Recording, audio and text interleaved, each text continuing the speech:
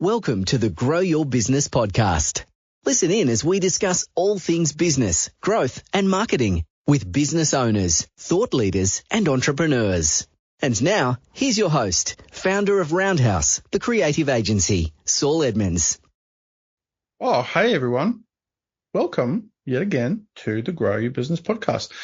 I'm speaking with Andy Hilliard today from Accelerance.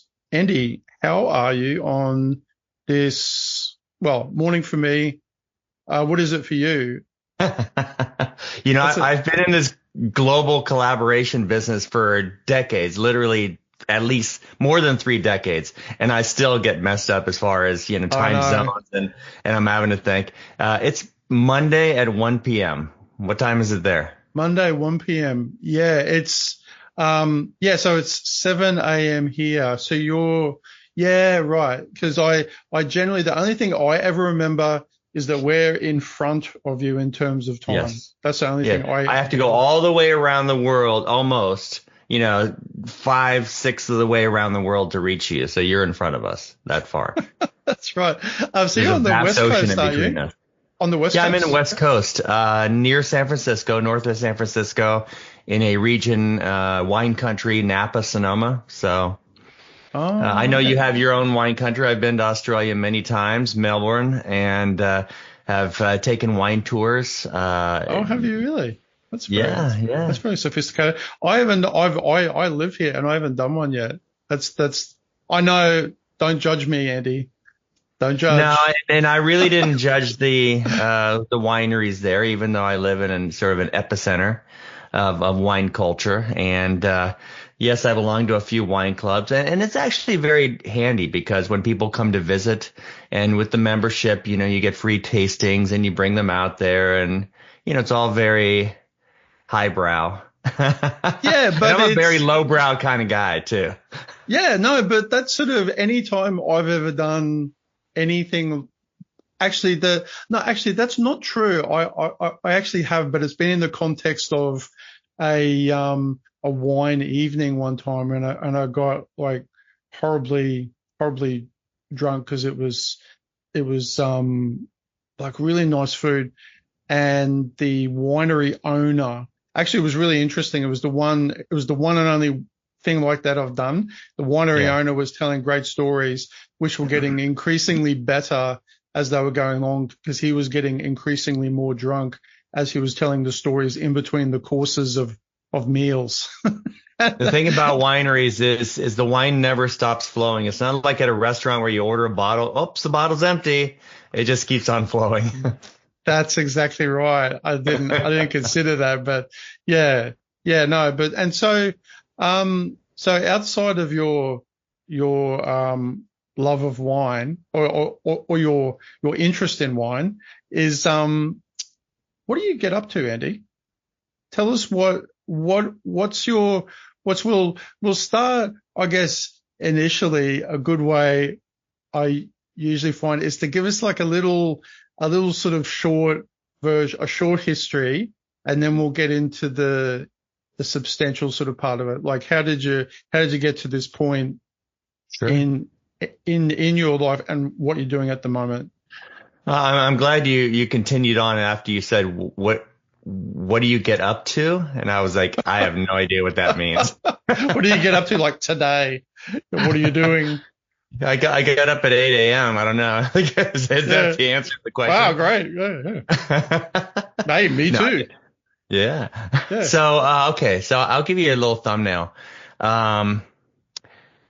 So in the late 80s, fresh out of college, I spent 4.5 years in commercial lending, banking, and I was really having sort of a quarter life crisis. I know I loved world travel. I knew I was an undergrad global business major, and here I was working for a little, community bank doing commercial lending, and I was, lamenting that with my friend and over a cross country skiing session with him, and he said, you should join the Peace Corps. And I don't know if the listeners here know what the Peace Corps is, but it's been in existence. JFK started the Peace Corps back in 1961. And there's about 10,000 concurrent volunteers at any given time in underdeveloped or developing countries around the world. Right. In the, first couple of decades, it was primarily like in Africa and Asia and Latin America. And it still is that, but it has evolved quite a bit to where it's now not just teaching things like health and forestry and infrastructure development, but in the mid to late 80s, it really undertook sort of business development, especially with the fall of the Eastern Bloc and the development of Eastern European nations. Peace Corps really went heavily into helping countries collaborate and opening up global trade and global economic routes, and so I just happen to be a very good candidate for that. And I joined the Peace Corps and ended up in Costa Rica. And so when you join the Peace Corps, it's typically it's a 3-year commitment. So it's not in and out. You don't just drop in there like a consultant with a bag full of money and throw money at problems and then leave. The whole teach a man to fish as opposed to give a man a fish.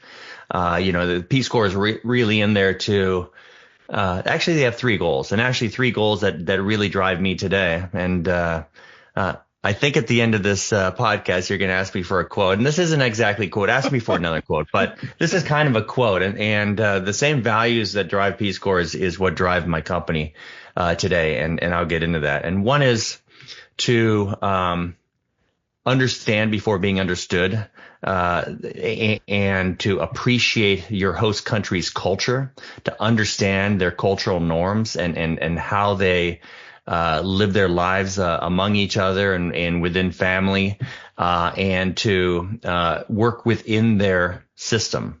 The second goal is to communicate accurately and completely the culture from where Peace Corps volunteers come, U.S., and that is to dispel rumors and innuendos and bad information about the Peace Corps. So the 2 of those primary goals is to create a sense of credibility and trust so that then you can work effectively together. And that's essentially the third goal is you're there to perform certain activities within your skill set. Mine was small business development. I worked with fishing cooperatives and ceramic associations while I also taught English and coached baseball and sat around the fire and just, collaborate or just, communicated and told stories with my neighbors. And that really drove my sort of redefinement of what I wanted to do and how I wanted to do. I went to graduate school and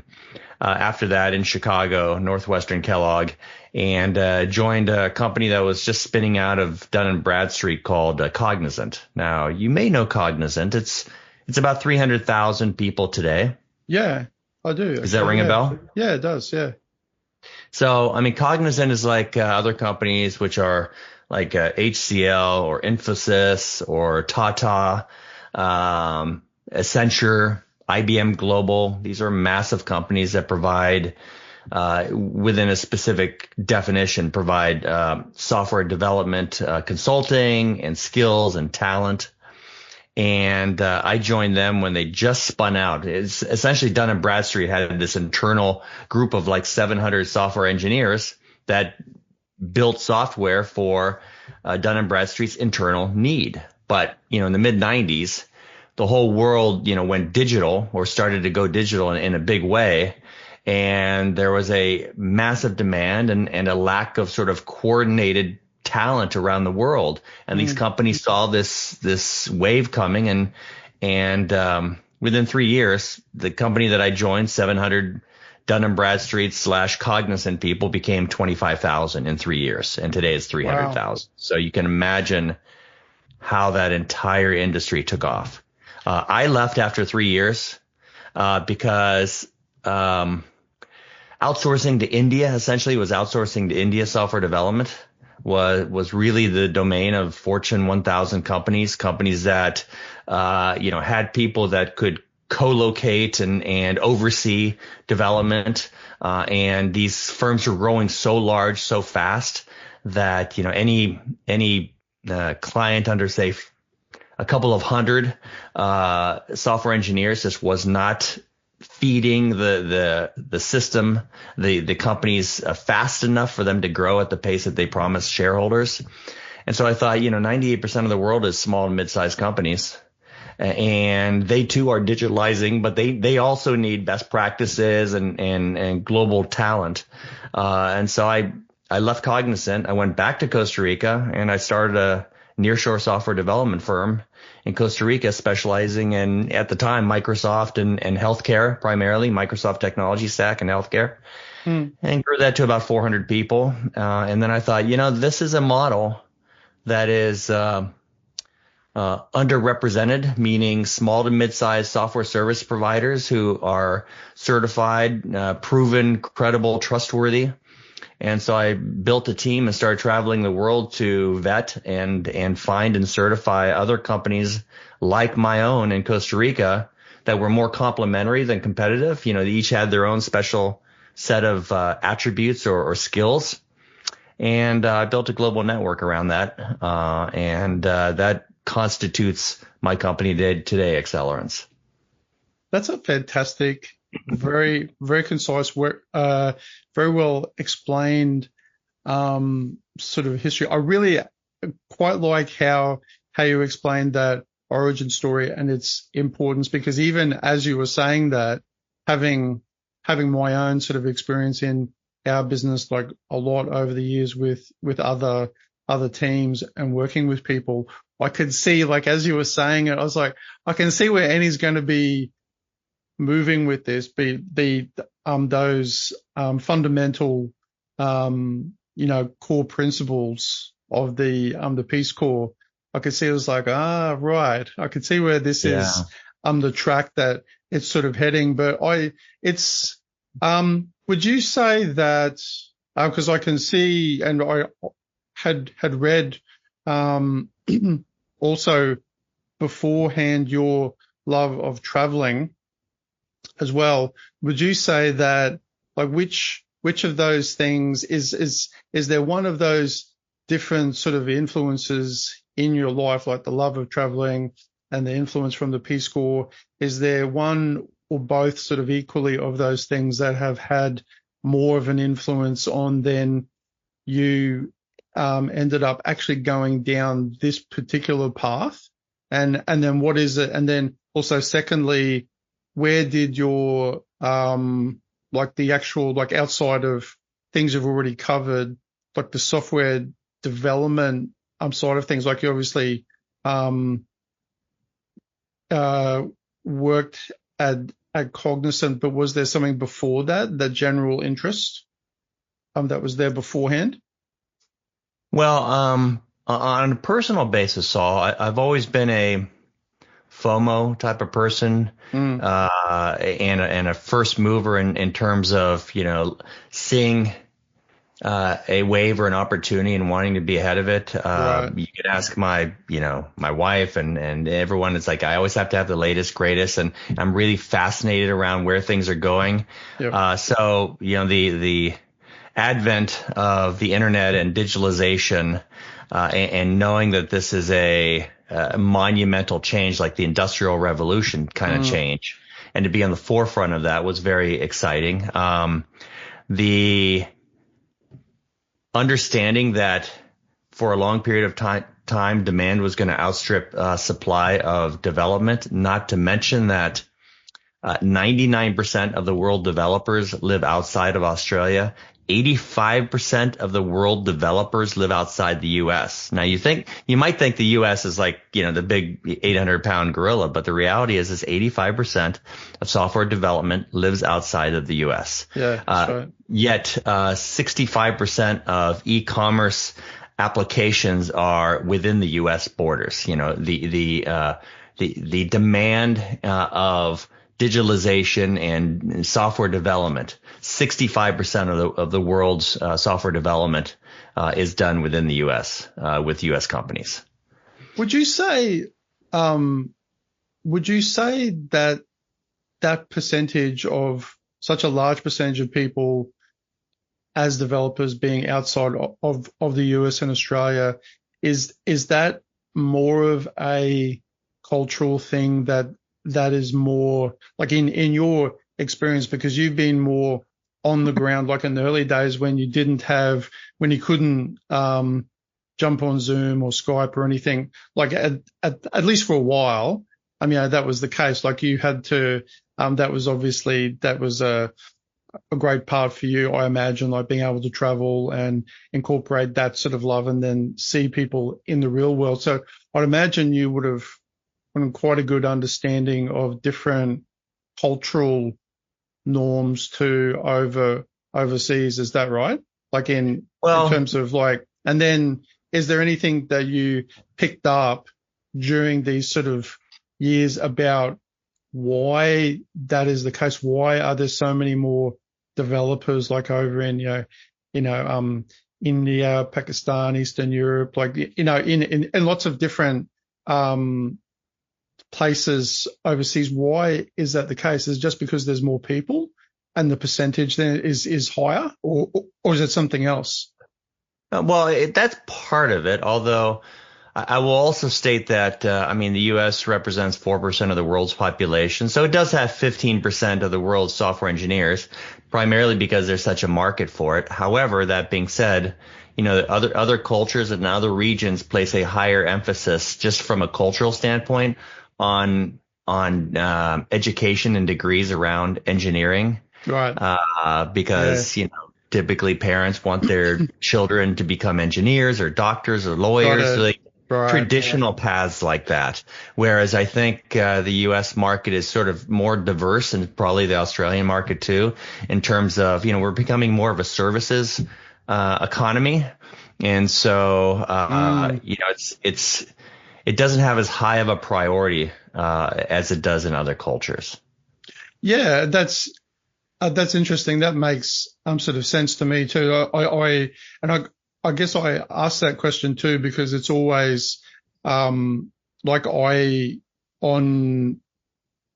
lots of circumstances when I'm speaking with clients, and it seems to be a point of curiosity occasionally for people these days, because for you especially, like offshore development and that whole world has been in your mindset for a long time. Before most people, it seems like it's like a new thing, or like a relatively new thing, and that's interesting. And I have questions from people going, so how come? And they actually ask those questions. They're like, so how come these how come there's so many developers over in India, and how come it's so why is it so fraught with problems and all that sort of stuff? I mean, you'll be able to cover that, but my general very, very, very short answer, because otherwise I'm going to be there doing an hour-long podcast with them to explain it. But it's a very stable profession for many of these countries who highly regard, engineering and software engineering. There is constant demand for it, and therefore you have continuity of employment. You're relatively high paid, compared to other, options that you might have in the marketplace, and you're regarded highly by, parents and relatives, and and there's a lot of options too, I suppose, isn't there? There's a lot of different areas you can specialize in. There's a lot of different, reasons to do it. There's a lot of, I get, those questions I usually answer by saying, because the question always seems to come from an angle of, I had an experience, what do you think about it? Like it's that sort of angle. And I'll say, well, like the fact is too that there's a lot more people. So your probability not having a personal referral, you going on the internet and randomly choosing someone from somewhere, your probability of having a good or not so good experience is probably going to be fairly high because there's so many people. I mean, it's just essentially like a numbers game. It's like if you go into the marketplace and you're just like looking around randomly, it's completely blind luck as to as to the result you're going to get. So therefore, it doesn't really, like I always actually say, it doesn't really do the people who are actually doing that work any justice to put that sort of impression on that industry because of that sort of approach, because you're never going to get exactly what you want if you don't know what you're after, or it's like anything, right? Like you don't know how you're going to reach some goal if you don't know where the target is. You're never it's going to be like you might just get blind lucky and then think by some means you found it, but you really didn't. It was just luck. But, and so in those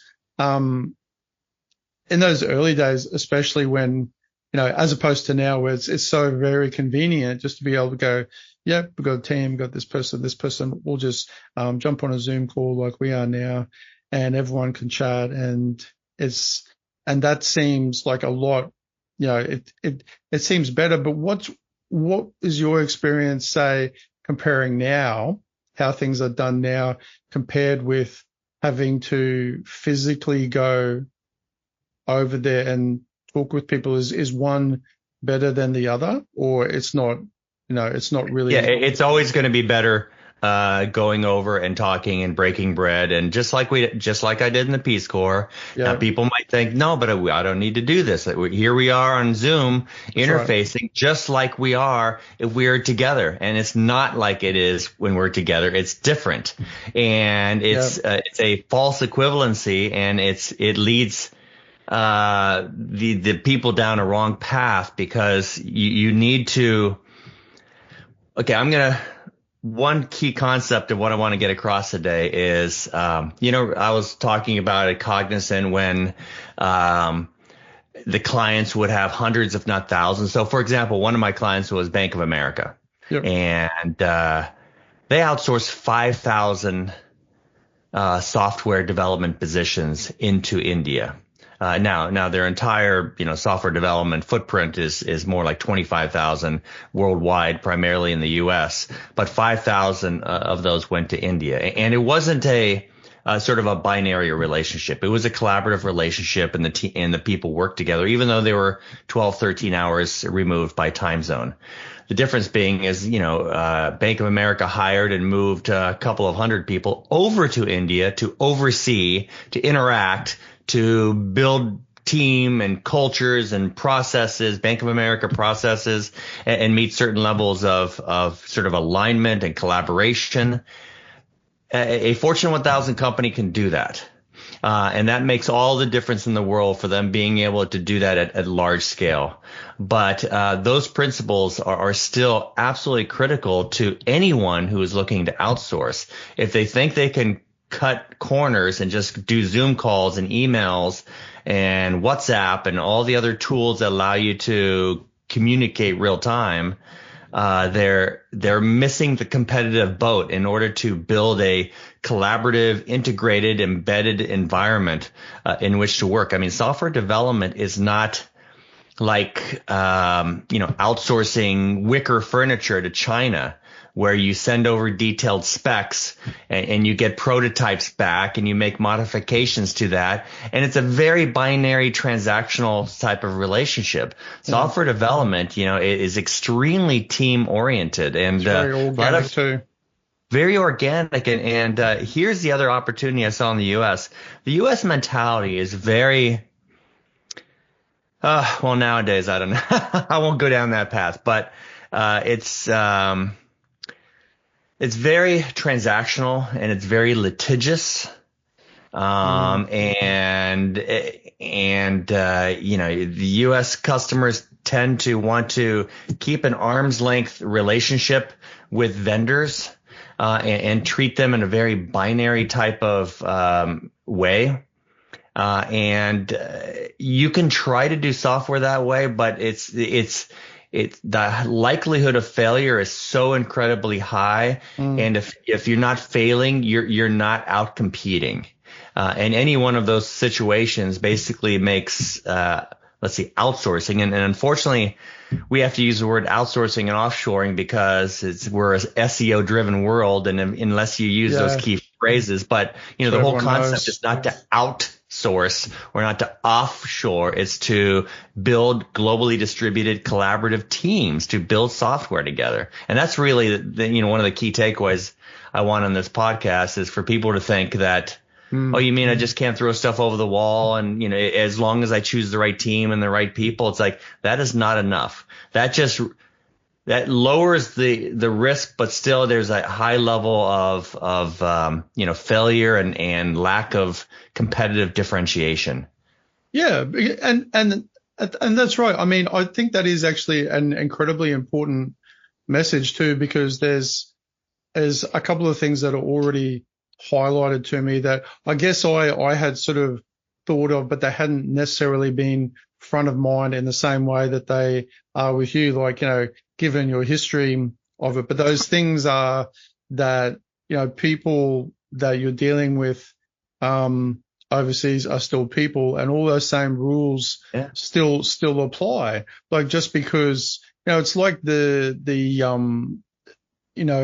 viewing people as an idea or as a, part of a goal you want to achieve, like, certainly isn't going to be, I don't really see any world where that's going to work out well, where that's going to be like, okay, it doesn't work well in the workplace. People. It doesn't. And people, humans so working with you. Yeah. So like, why would it work well, with people? Yeah, sure. They speak primarily another language, and this and that, but they're people and they've got lives and they are just trying to do a good job.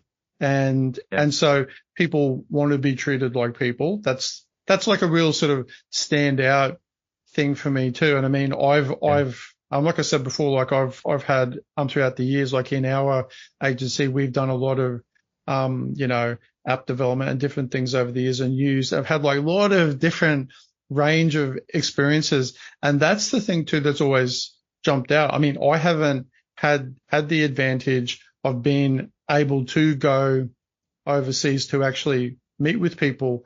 But the thing that really highlights it is that whenever I've had a chance then to work with other people who are nearby and local, it's very easy to jump to the conclusion that it's better just because they aren't from Australia.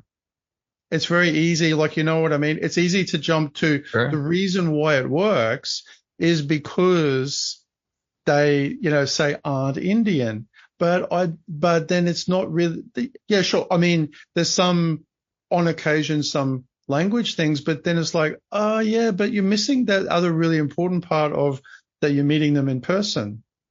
And that's the part, like, you sort of jump to putting the emphasis on the fact that they're more like you.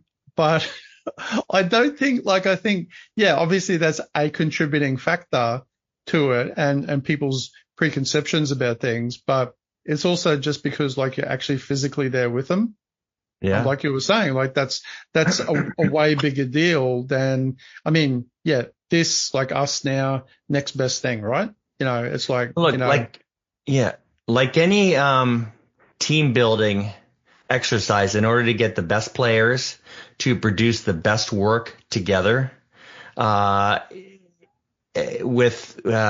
you look at outsourcing or offshoring development, if you approach it saying, I'm a servant leader and I want my offshore team, my global team to, have the most cohesiveness and continuity. I want the members to feel empowered. I want the members to recruit the best talent around them. Everyone wants to be on this team. And by doing a lot of these alignment and empowerment and accountability, removing the barriers of vendor versus client, and treating people as human beings. I'll throw out one phrase I always use is to go slow to go fast. And most of the problems occur when a client, let's say a U.S. client, will find a team and agree to terms within the master service agreement and the statement of work. And then they just want to immediately get out and start producing outcomes and output. Without really, building the dynamics and the culture and the definitions of a team and the definitions of working together, and treating, people around the world as equals, making them accountable, measuring them, investing in continual improvement. A lot of this is just like, yes, we'll get around to it, but let's just start producing stuff. And the reality is, if you don't get around to it at the very beginning, it never happens, and everything starts to unravel, and companies don't realize that they're spending, time is money and money is money.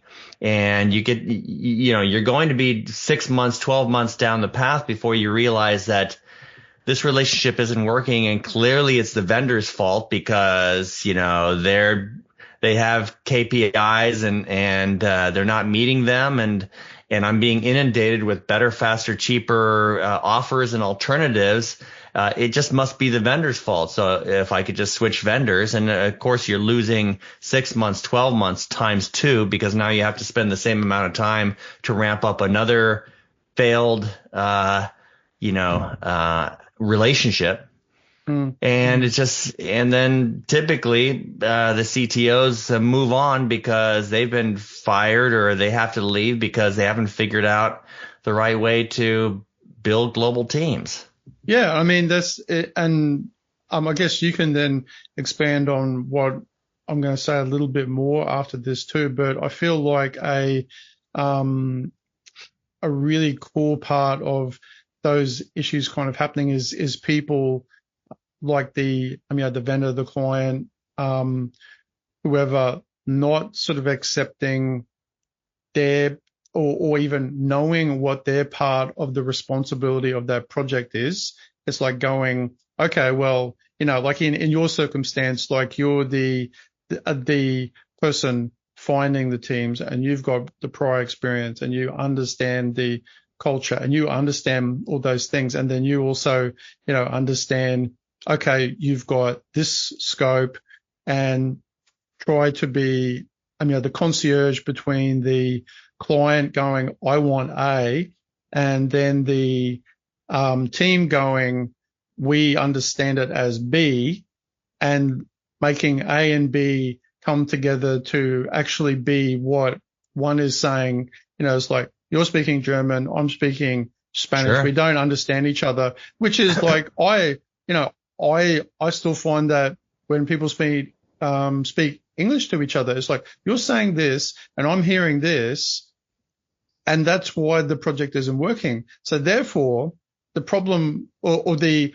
way to solve all those problems, to me, like the unifying factor is that, it's not just communicating better. It's that, one side, there always, not always, but there often seems to be a imbalance on one or sometimes both sides, but sometimes the client side of actually not one explaining it well enough because they don't know how to, which isn't surprising. It's like me saying to an engineer, I want this building to stand up strongly. I'm not, and they're going, yeah, I know. And I have no idea how, like, distribution of weight, like, I've got no idea, but I know what I want. Yeah. And so therefore it's not so simple like everyone generally thinks that you would say, because the developers are experienced. Like, yeah, they are, but people still actually need to know more clearly. So therefore, having someone like yourself or sometimes that other middleman to be the translator of sorts, or to go, okay, I'm clear now on what you want, and now to translate. I mean, that's always been, after, from my side of things, the key unifying factor is, because things are so easily missed, and then so easily, like you were touching on before, so easily, like it's way too easy to place the blame on one side and then just to move on, and not seeing the wood for the other trees for the forest, or whatever they say, Yeah. And it takes me back to the comment I made about this concept of servant leadership. And the concept is, I am the client, but in order to get the most out of my service providing partner, I need to serve them, and I need to serve what their needs are, and how I could make them better.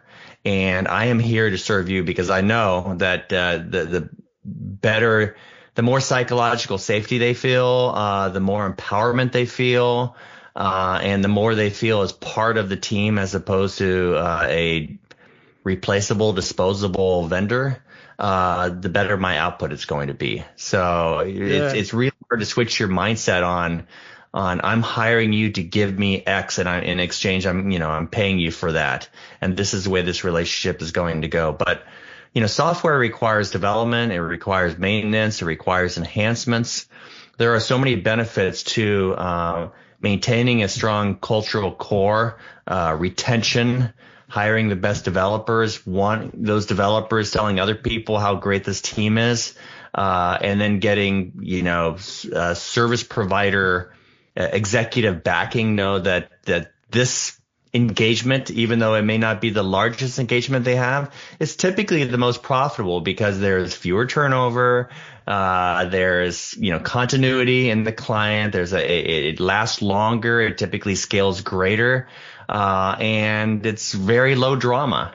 So, we do P&Ls with, our partners around the world, and the clients that they're working with, and the clients that we bring to them. We first know that there's an alignment based on various, requirements, like a vertical subject matter expertise, or an application expertise, or a technology stack expertise.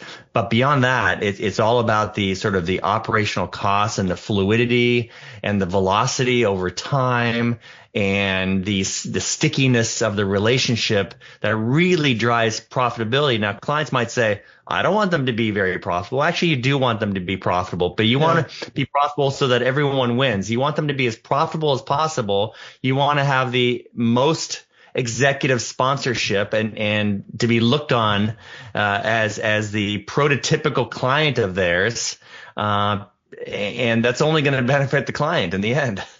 Yeah, that's right. And that gets back to what we were saying before, is all the same rules apply, right? It's like you don't, like it's very much front of mind in businesses these days, and good practice about, a good, healthy work environment. It certainly is here in Australia, and I'm sure like in most of the Western world. And yet, like, people don't seem to, it's too easy to, and maybe it's because of, like, I sometimes wonder, is that, is it because of social media and Zoom, and because it has an illusion? I mean, it's great.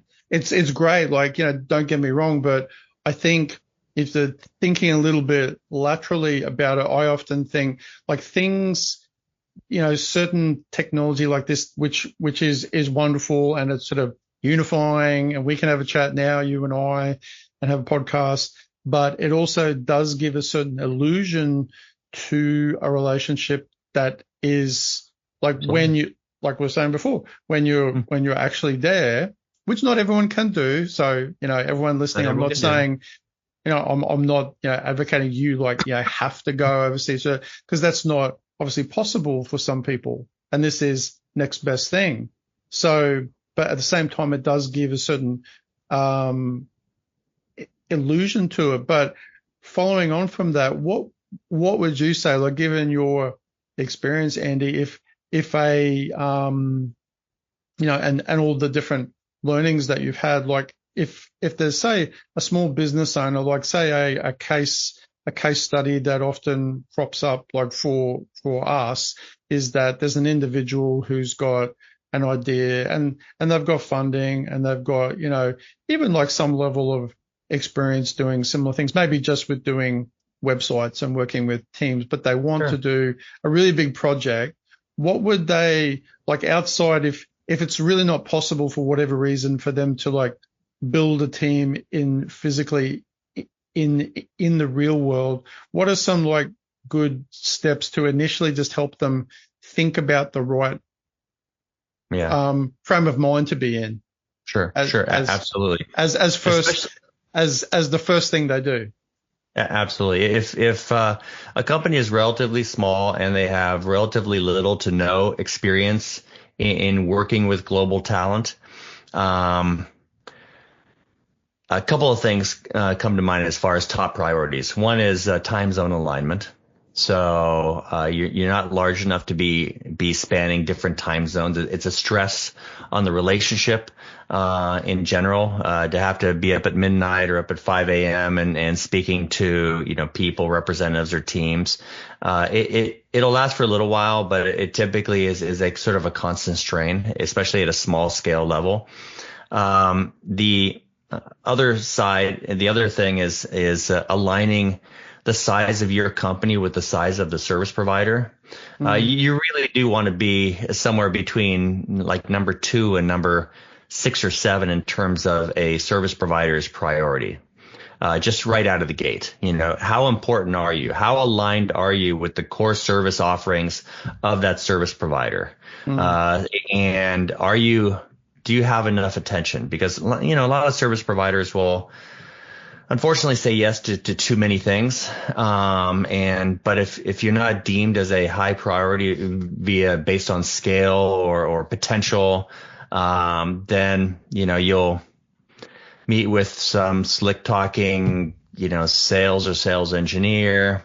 They'll say yes because, you're a live fish and it means revenue from the start. And it just never ends well because you're promised the A team and you end up getting a B team or a C team. You have higher turnover. It's just, you're not on the radar screen and you're not a high priority for that customer. So you really have to validate whether or not you are an important customer.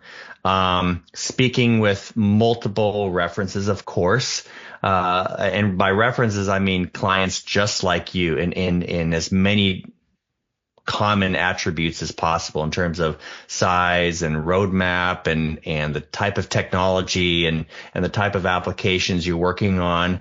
You really need to check references, and people are usually very, I guess, lazy about doing all of that due diligence to make sure that every service provider has, or every person, every entity in this world has a couple of sweet spots, and then they have contingent or adjacent areas of strength, and then they have diluted areas of like interest but no strengths, and strengths but not focus, and so you really need to make sure that you're in one of those inner circles of the kinds of developers, the kinds of technologies, the kinds of applications, the kind of industries that are common to that service provider.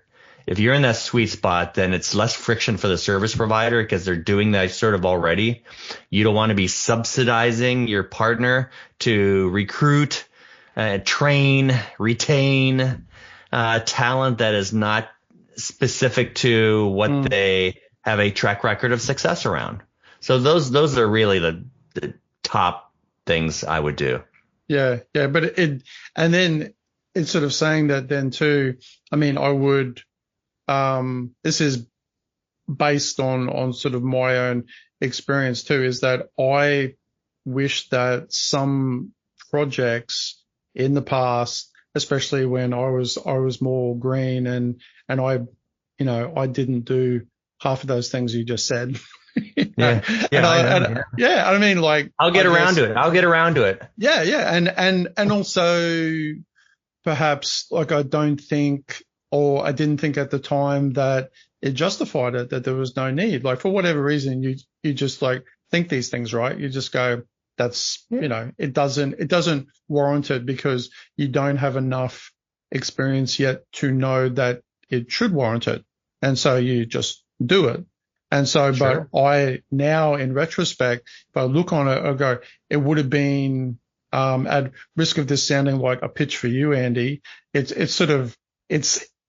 in a way like I literally have thought this. I was like, I really wish I had a person like yourself to actually just handle all that intermediary stuff for me, because in some instances we were doing, other just purely design elements and say other marketing elements of a project. And it just would have been better to, better and easier, and kind of like there's elements of things that seem good at the time, but they're actually false economy. Like you were saying before about, going slow to go fast. It's like taking the time to actually do things. It's like, no, we've got to, we're busy. We've got to get this done. Got to get out the door, and that's sometimes your own idea of what it means to like be busy and do things. And because like that's what everyone, sort of says, but the reality I've found like now in retrospect especially with, the more moving pieces there are, more moving parts in that puzzle, the sort of slower you need to go and to break it down into chunks more, just to at least identify, all the potential, issues that may crop up, have someone to unify it all and to reflect on it. Well, it's the investment up front in the first 3 to 6 months is so critical to creating the rules of engagement, the cohesiveness, the commitment, mutual commitment, and to building a baseline of velocity that is only going to increase over time. It's, you can imagine, if you don't do this, you might be out of the gate and you might have some markers that put you, ahead of the game. But it's based on very fragile frameworks. And there's a lot of points of failure, that are involved that if they don't get addressed, they're going to either,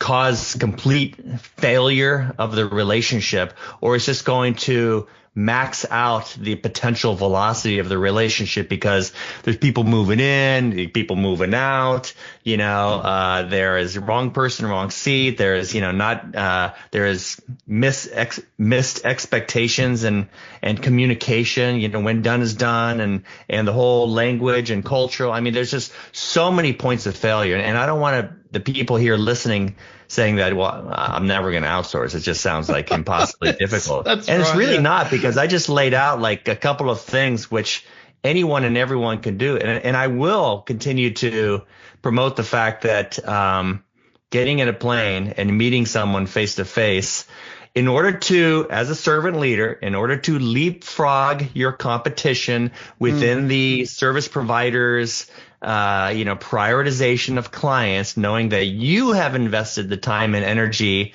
to meet people, to know them on a personal basis, not just over Zoom, that means a lot. And that really ripples throughout the service provider to say, these people are genuine. They want to work with us. They want to help us help them. And they're willing to go to just that, amount of effort. Where other people don't. They talk a good game, they get in Zoom, but they haven't, invested as much of a commitment that another, client that does that would. Yeah, there's that other side of the fence again, that people are still just like you and I, like they've got lives and they've got, things that they still feel, if somebody is acting a certain way. And it's interesting too, because I know personally, three companies who then use offshore services. Some are a combination of development and then other VA sort of services, but they've got really like quite big teams. And they've spent, and it's really interesting because I know these people here in sort of Brisbane who have these different companies who have actually, I think one of the teams is in Philippines and one's in India, and they've spent the time like to go over and have regular trips and kind of, as a trip for themselves and for their Australian team, which is, I've always thought, oh, that's a really fantastic idea, Absolutely. To actually build it into, to have a nice trip that's like a working holiday to spend, I think in one instance from the guy that I knew, I think they had spent, when they first met and set up the team, and now they do it, I'm not sure how often, but it's every number of months they build it in. And the first trip was like a couple of months that they spent over there, stayed over there and did. I was like, wow, that's pretty intense. Absolutely. But they had an amazing time because it was in some really nice location and they got to know everyone. And because it's a really, really, really important part of their business here in Australia now. Yeah. And absolutely. they obviously were able to identify one, that was important, and they were able to build that like into their, kind of lifestyle too. And if you're then able to do that, I think because it's like a lot of things, people just assume that that's not for me. And there's obviously certain circumstances where maybe it doesn't warrant it, right? Like it's like, of a certain scale, but maybe even then, I mean, I just wonder if something is so important to you, like how far are you willing to go to make sure every part of it is working well, right? It's still a team sport, and the best teams win. You're faster, you're more competitive. In the end, the best teams win. How are you going to be the best coach you can be as a client to build the best team that is going to have the most cohesiveness, the most commitment, the most empowerment? It's really, most people just are not wired that way. They think, I have contractual obligations and I'm paying for a service. It's like a transactional and that's relationship. as far as they go. Yeah. I'm like, that is not the outcome.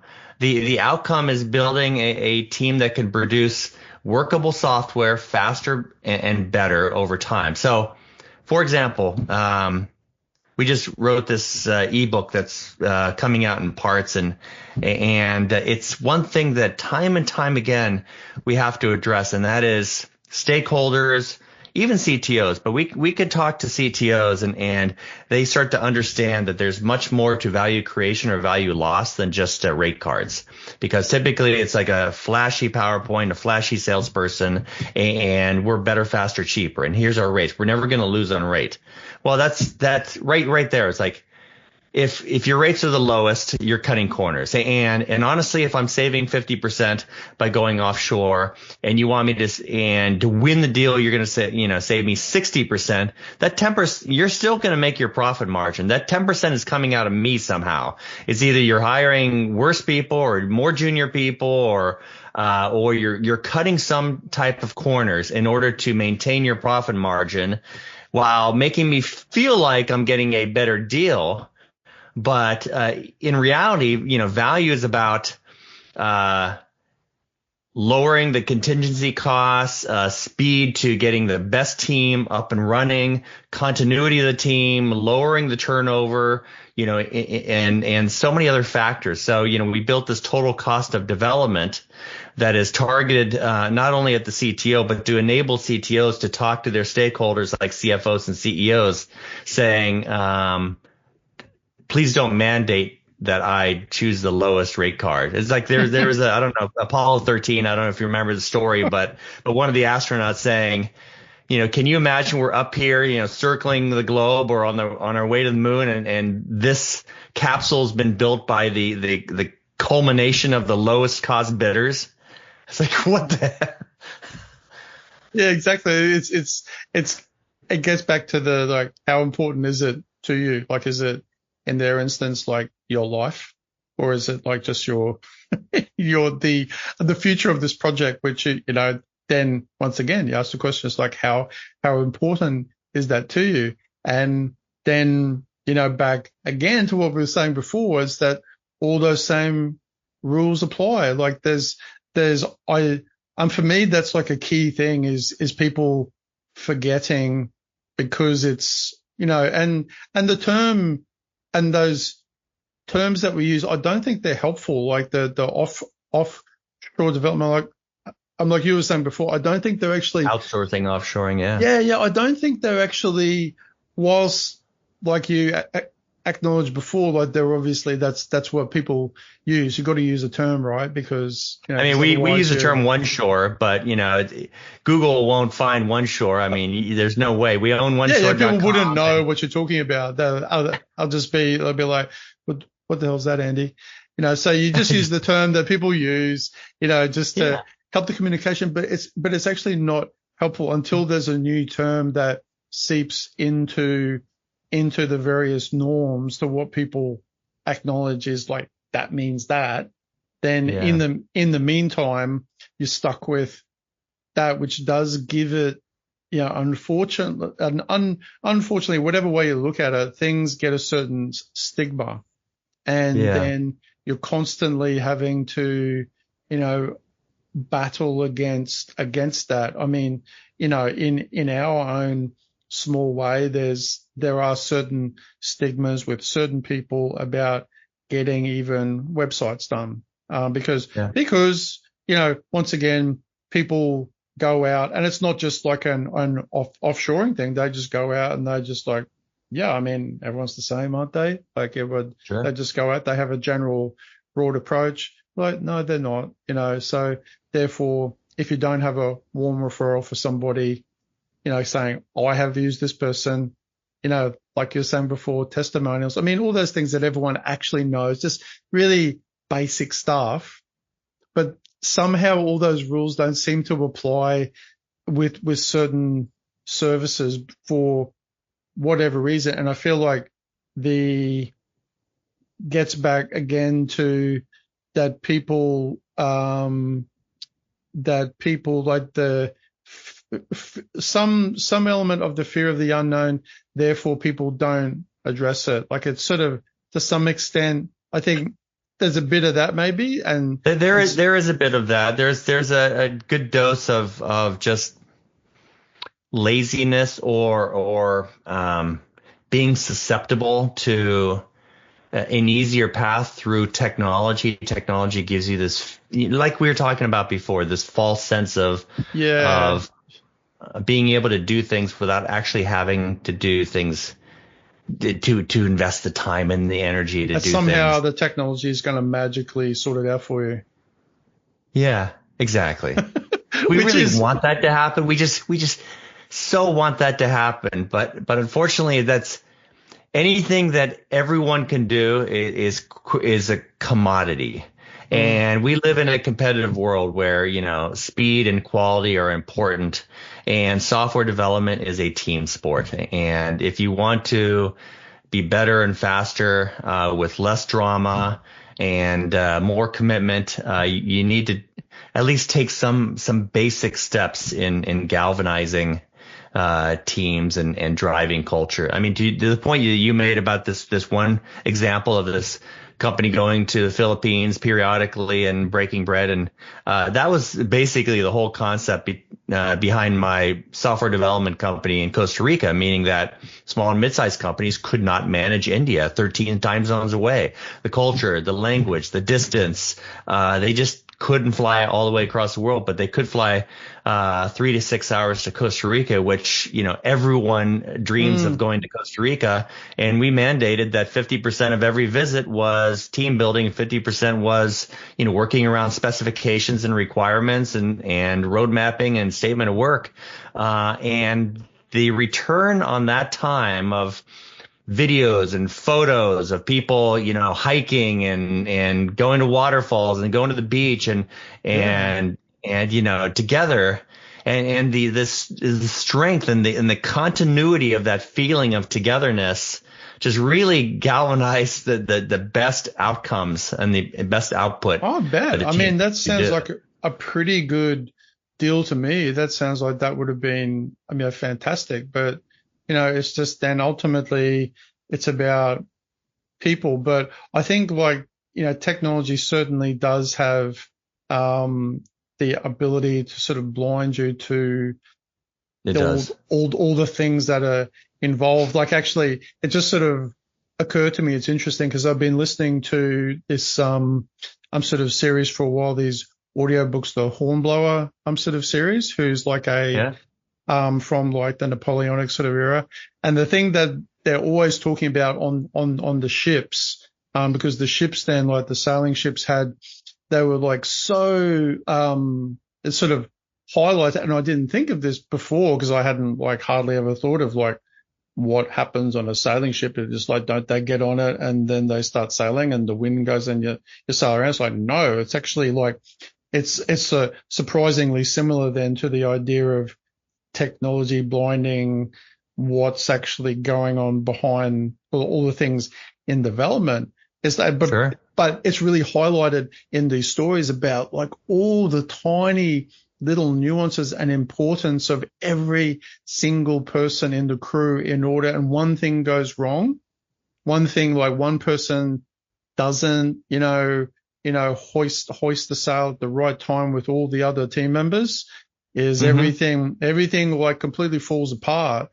And it's like, oh, that's really different. It's like, no, it's actually really similar to all these same core fundamental sort of things. It's like everyone working together, they're happy to do it. And, when the crew or the team are, in sync, and they're generally, even better if they're happy or they're motivated. They weren't necessarily always happy and motivated on as like a bunch of pressed seamen forced into service. But after a while, that's like a little bit different, but at the same time, the same. But it's sort of interesting because as we were talking, I was like, oh, that's actually really similar, because I'm listening to that, as I'm driving. I'm sort of mostly just like an audiobook, and it's like it's all just the same stuff. So how do you? So your book. So tell us a bit more about your book. Synergia, is that the right way to say it? Yes, it is. Synergia, which is a combination of Pangea, which is when the world existed as essentially a single continent, right?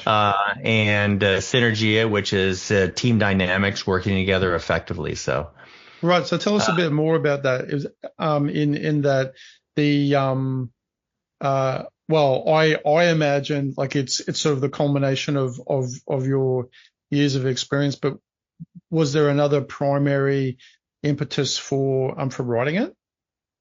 Well, yeah, and a lot of that was about what we've been talking about the influx of technology enabling people to communicate and collaborate globally, but at the same time, some of the downsides of that same technology giving false pretenses or false hope or false expectations on what technology can accomplish and what it can accomplish. I mean, Synergia, first off, takes the reader through sort of the evolution of various points over the last 150 years about the Industrial Revolution and then the Internet revolution, now the AI revolution.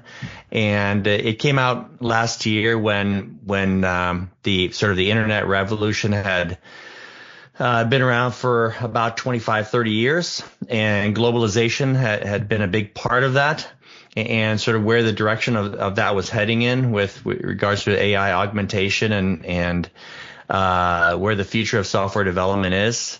And it is a compilation of a lot of sort of best practices, how it's evolved over time and how technology has enabled it, but at the same time has provided some disabling and potentially, detracting elements to that. How do you feel that, or at least like a couple of thoughts as to how you feel that the current AI revolution is impacting development teams, and how it potentially is going to further sort of impact that? And what are your thoughts around that? Wow. I mean, there's a lot to unpack there, actually, and it's going to significantly impact development teams, the ability to develop software faster with fewer human elements. Developers are going to be more prompting agents and editors rather than the middle part of the actual coding itself. That's inevitable. But it also introduces a lot of smoke and mirrors to a model, a globally distributed model that requires a lot of sort of human interaction in order to produce the best results. And like we were speaking before, people want immediate gratification through technology enablement without leaving the comfort of their pajamas in their home office. And it seems, and now that, communication and promotion and marketing and sales seems to just have, flooding the zone, inundating us with these messages of promises of being able to do exactly that, not leave the comfort of our home office and not do what is required to bring humans together that are distributed and coordinated and committed with continuity. Ultimately that doesn't go away. Now, things may be done more efficiently, but they are still done, in a human coordinated effort. I wonder though too, because I often, like I've thought this thought for a while now, which is that the use of AI, because it's all, for the most part, a lot of it is about prompts. And I've thought, isn't prompting an interesting parable in a way that's right in front of everyone's face about what people don't do correctly when they're dealing with other people? And like in terms of what we're talking about with teams, which is if you put in a bad prompt, you don't get the result you want. So if you put in, you get like a three-headed dog instead of like a dog sitting in, in a nice scene with some flowers behind it. Is like what is like input output and that's an interesting, I find that an interesting sort of parable for what has already been happening like forever. And it's not just with development, it's like other things we were talking about before. You ask a person a question and you want a certain answer, but you don't ask it in such a way that you're likely to get that answer. Like there's like inputting something, expecting a certain outcome and not getting it, and then not knowing why. It's like with AI, it seems to be like it's a really obvious thing that's in front of everyone. That's a reflection of what's already been happening of that process but then also interesting when you do a good prompt and you get a better answer, then you're like, oh, what was it about what I said? Was it because I was more specific, or was it because, and it's usually because of that. It's usually because you're putting in more details. Like the more specific you are, it's like the thing that you hear all the time when you're at like a lot of different business networking things, or people talking about businesses, like you want a referral or you want this from somebody, like be specific about what it is you want, because otherwise how can you, like, you might not still get the result you want. It still might be confusing to somebody, but it's going to be probably better. And then if it's still not good, then you've learned something. And then you go, oh, okay, well, if you're that way minded, but then if you aren't, if you just go, oh, that's annoying, that they didn't understand that. And then you're like, I'm out of here. like you do with, I was like, I hired a developer, like you were saying before, and it's like, hired developer, didn't do a good job. I'm out of here. Move on to the next one, and I mean, that's just that, cycle that doesn't do like the industry as a whole any justice either. Like it really doesn't. It doesn't. Yeah. It's not a really. I mean, sure, it's not all one-sided. Other developers and other people. There's heaps of people that don't do their job. I mean, that's just a person thing. That's not a like a industry thing. There's always people that don't do things, but ultimately, if person A and person B form, some sort of bond, and then at least they're closer to like finding out, that, and like the synergy, like I was interesting because I didn't actually pick up, although I should have, because I was thinking, oh, that's like an interesting way that you spelled the title of the book. And then when you said, oh, Penji, I was like, oh, right, got it. I got the the connection. Yeah, it's like when like things being unified and then sort of split up, and then having that sort of global. Yeah, I mean, there's a lot of different metaphors there, which I like. Sure. I think that's really good. And so when did you actually write that? How recent is that, Andy? That was 2024, mid 2024. Oh, okay. So fairly recent. Yeah. And, we address a lot of AI's impact in the book, and, everyone's talking about it. What I have to say about that is, AI provides a lot of efficiencies through agent AI, of a lot of sort of core human, human effort. At the same time, it provides a lot into the areas of wonderment and ideation.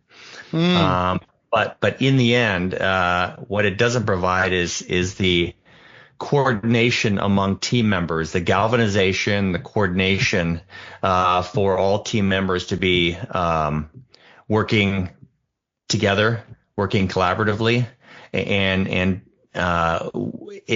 it has the potential, at least in the near term, to insert or input a lot of potential. One of the things that we follow is the 5 dysfunctions of a team, and that is around sort of trusting one another, having radical candor, ideating, wondering. But then there's a galvanization, and there's a commitment to a single path, and that's really where the execution and the outcomes can be optimized. And I think AI gives, it'll enable the execution, but right now it's empowering in a great way. But at the same time, it's also sort of clouding the space. And I think it's, when we look at partners, we want to make sure that our partners are AI first, which is meaning that how are they introducing on a continual basis benefits to the client from day one. A lot of software service providers tout their AI capabilities, but are not tangibly committing to benefits for the customer in terms of smaller team size, higher velocity. And it's difficult because AI is evolving all the time.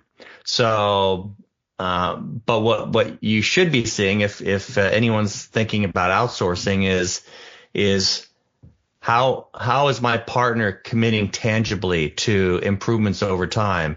Maybe it's they not only don't raise rates over time, but they reduce team size over time, and they reduce contingencies in project delivery over time. And how am I benefiting right out of the gate? Because otherwise it's a lot of smoke and mirrors and promises, and frankly the service providers are just reaping the profit margins and not really changing anything that they're doing. I mean, they're working more efficiently, but how are the clients benefiting? Yeah, but then how do you actually, that's, I mean, every second business owner would be, they're going, well, how do I know that? How do I know they're doing this? And there's all those unknowns that that sort of do prey upon people's fears. Well, that gets back to servant leadership and vulnerability. I mean, that gets to right. radical candor, you know? Yeah, radical candor. I like that. I mean, radical candor, I guess is that like another way of sort of saying being, frank, with I mean, it's a little bit different, I suppose, isn't it? But being direct and caring. That's what it is. Direct and caring. It sounds like you've thought about this, Andy. Yeah, I've read the book and it's part of our values. Yes. Oh, you've read Synergia? Radical Candor and Synergia by Andy Hilliard. Yeah. I hear it's quite good. Yeah. No, that's like it's a very interesting topic, and I feel like there's probably another few hours worth of things really to really unpack, especially when it comes to AI. That's very topical, and there's a lot of for me there's a lot of philosophical aspects, like for me, things that are front of mind with that are a lot about the potential to give a green light more to people's laziness.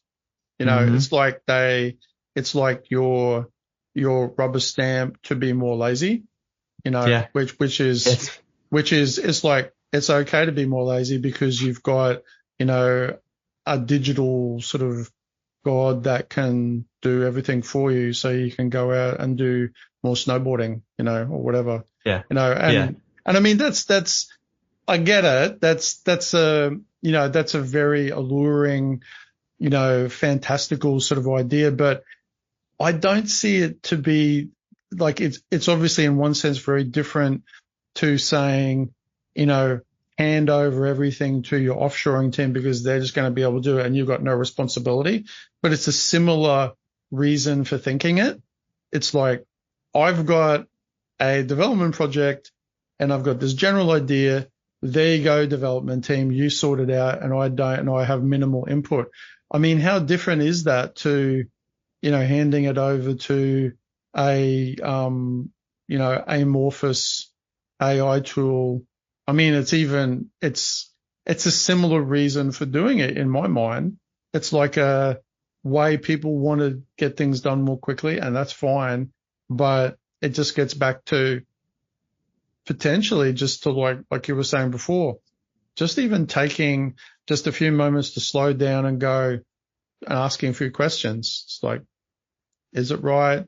Asking other people, I'm speaking to someone like yourself, especially about it, who's had, in this case, I think it's even kind of more relevant because unlike, a bunch of other people that I've met who sort of entered into the offshoring outsourcing world now, like in recent years, you've been at it from in a completely different sort of angle, which I find sort of really interesting because it's people forget that's actually been around for so long that it's more like, but it's only recent because it's been brought into people's homes with Zoom, and they can just hello, talk to people overseas. But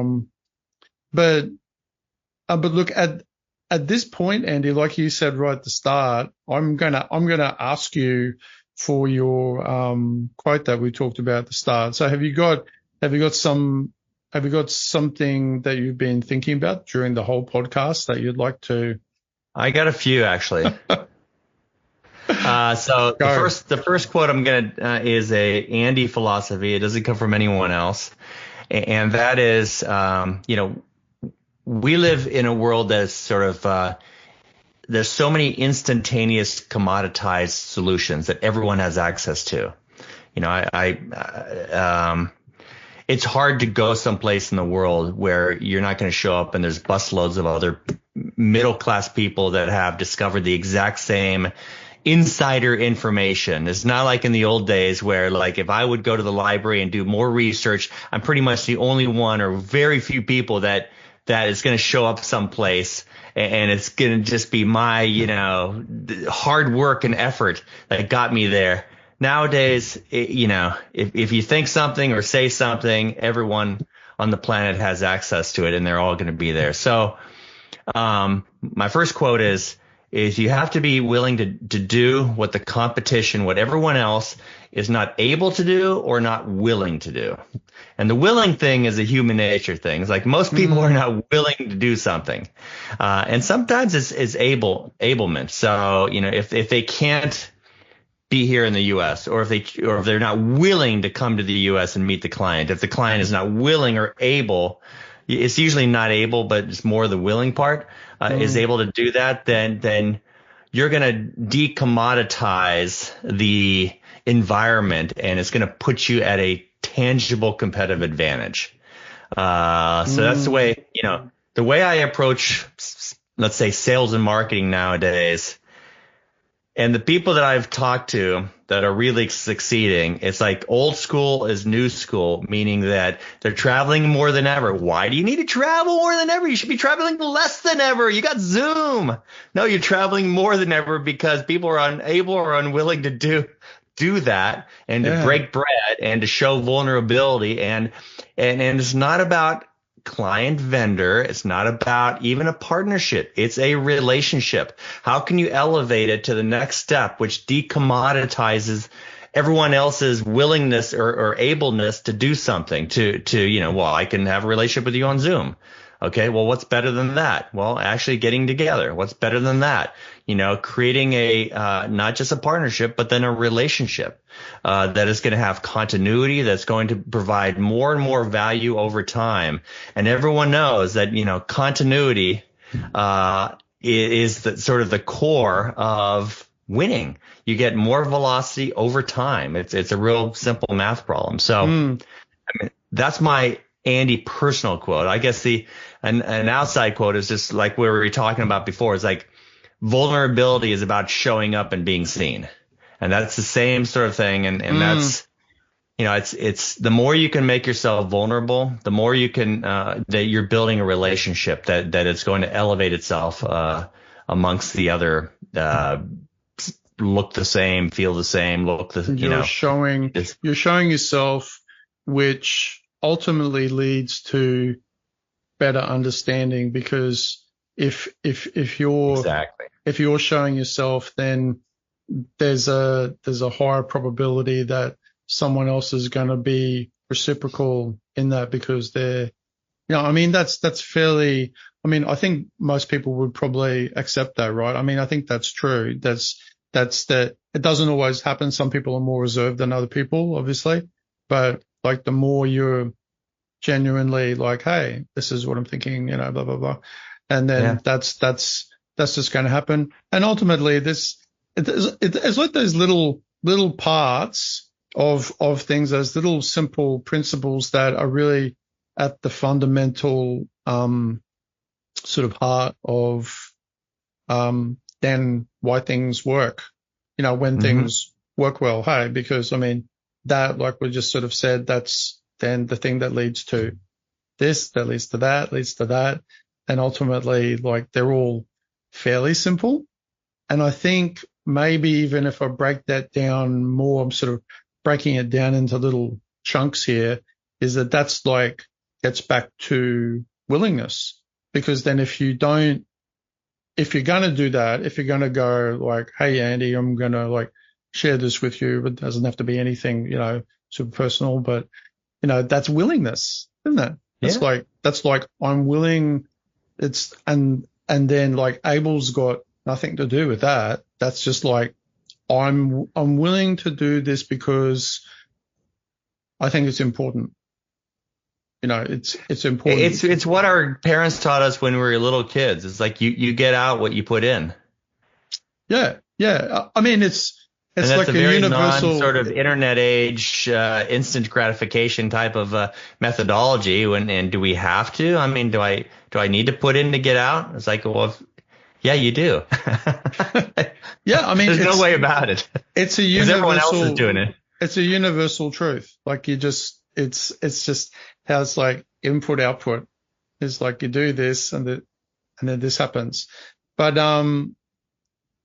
look, it's really interesting conversation. I think there's really like a lot there for people to, maybe not even people who are looking to do development, but I think there's a lot of like, good messages there generally at that underlying part about, with people that I think everyone like really knows those things, but then it gets back like to willingness, doesn't it? Like you go, it just gets back to that again.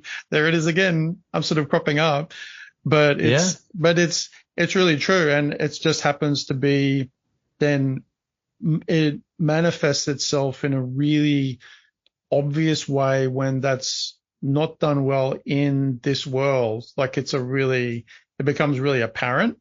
So I think that's maybe why it sort of jumps out so much, because of like, how things then do or don't work well as a result of all that. But, so how do people find out more about Accelerants and the book and you? Like we'll have a link in the podcast too, but if you could, where do they go online? I'm happy to converse with people and to give them some insight and direction. I could be reached at andy@accelerants.com, or the website, as you're going to post, is accelerants.com. For those people listening from Australia, we have a lot of Australian clients that typically work relatively similar time zones in places like Philippines and Vietnam, and of course India, Sri Lanka, Bangladesh, Pakistan. Those are relatively proximity maybe not, but time zone overlap destinations. Yeah. And yeah. Thanks, Andy. It was great. Any parting words as we leave our podcast today? Any parting words for everyone? Parting words. See you later. Yeah. Goodbye, everyone. Don't let the door hit you on the rear end. Don't hit your head as you're going out the door. Yeah, I think those are good parting words. Not your typical parting words. I use that one again in the future. I just made that up. That's good. Okay. But thanks, Annie. But seriously, thanks. It's really great. And I hope that everyone sort of listening got sort of something out of it, because I think there's a lot of good sort of messages there. So thank you, and say great. goodbye. Say goodbye Saul, to everyone. Yeah, goodbye everyone. Saul, you're a great conversationalist. I must admit, you have a very natural, fluid way of just being curious and asking good questions. I like finding out about things. I actually really do. Like it's really fun and insatiable.